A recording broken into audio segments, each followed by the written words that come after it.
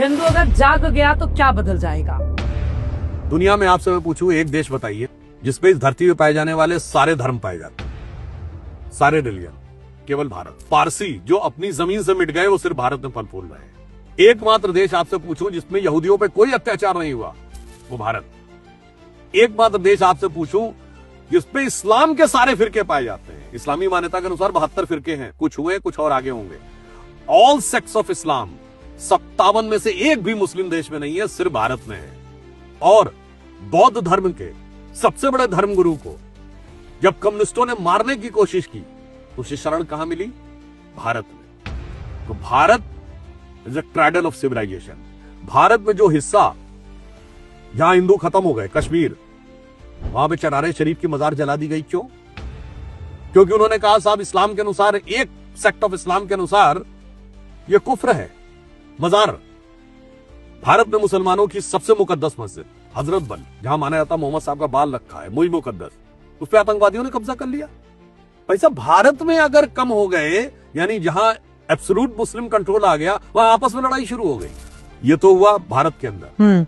अब मैं बताना चाहता हूं, यदि दुनिया में हो तो हम क्या मैसेज देना चाहते हैं? ये बताइए, आज लड़ाई चल रही रशिया यूक्रेन की, क्या है कि यूक्रेन का हिस्सा कब्जे में आ जाए, तो चाइना ताइवान, चाइना कहता मैं ताइवान पे कैप्चर कर लूंगा, तो इजराइल हमास, तो थाईलैंड और कंबोडिया, सब तरफ लड़ाई चल रही है, पाकिस्तान अफगानिस्तान।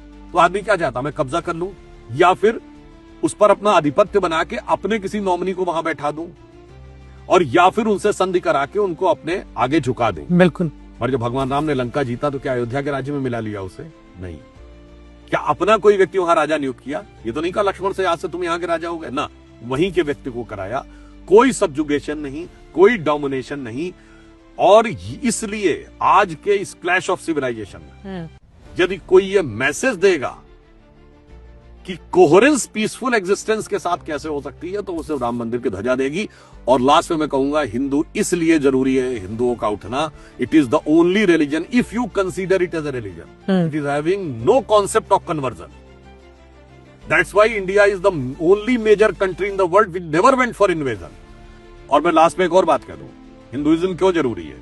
ये जेन जी के लिए है। आज किसी चीज की इंक्वायरी करनी हो तो क्या देखते हैं? एआई जी। अब आर्टिफिशियल इंटेलिजेंस के लिए जो पहली कंपनी जिसने ये देना शुरू किया वो थी चैट जीपीटी से। चैट जीपीटी का जो करता धरता है सैम ऑल्टमैन। सैम ऑल्टमैन से एक इंटरव्यू में पूछा गया कि हर चीज की जानकारी लोग एआई से चाहते हैं, और आप ये बताइए कौन सी ऐसी चीज है जो आपको लगता आपके पास जानकारी है पर वो दूसरे लोगों के पास नहीं है, इवन यूजिंग एआई। तो सैम ऑल्टमैन ने जानते क्या कहा? The absolute equivalence of Atman and ब्रह्मन, यानी आत्मा और ब्रह्म का एब्सोल्यूट इक्विवेलेंस, जिसे शंकराचार्य जी ने जीवो ब्रह्मे नापरा कहा था।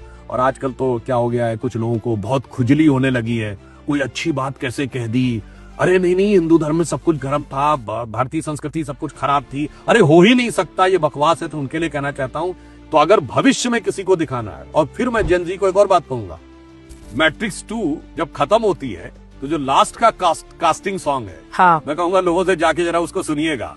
वो अमेरिकन एक्सेंट में जानते क्या बोल रहा है? असतो मां सदगमय, तमसो मां ज्योतिर्गमय, मृत्यु और मां मृतम गमय। इसीलिए मैं कहता हूं, हिंदू वो है जो विज्ञान से लेके समाज तक, अंतरराष्ट्रीय कूटनीति से लेके समृद्धि तक, संपूर्ण सह अस्तित्व से लेके आंतरिक विकास तक, आध्यात्म की ऊंचाई तक सब कुछ देने वाला है। इसीलिए आर्थर शोपेनहावर, जिसने उपनिषदों का जर्मन में ट्रांसलेशन किया, उसने कहा कि Upanishadic philosophy is the height of human wisdom, product of highest human wisdom. ये किसी दूसरे ने नहीं कहा। और दारा शिकोह ने उपनिषदों का अनुवाद करके कहा, यह सिर्रे अकबर है, this is words of God.